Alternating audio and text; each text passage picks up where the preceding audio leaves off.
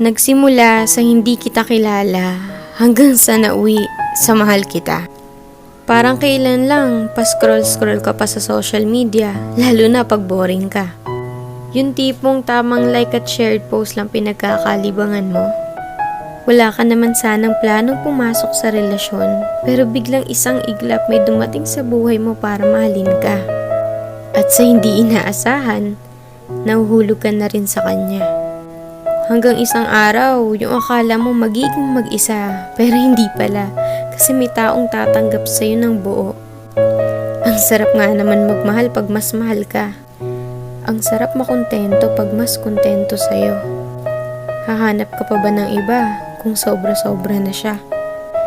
Kaya nga sana wala na lang niloloko para wala na lang nasasaktan. Sana mapadpad kayo sa taong kayang pakalmahin puso nyo at hindi kayo bitawan sa mga panahong magulo na. Kasi sa totoo lang, iba yung saya pag nasa tamang tao ka na. Yung tipong kahit hindi mo siya palaging kasama o nakikita, alam mo hindi niya magagawang ipagpalit ka sa iba. Kasi una pa lang, ikaw lang talaga nag-iisa sa buhay niya.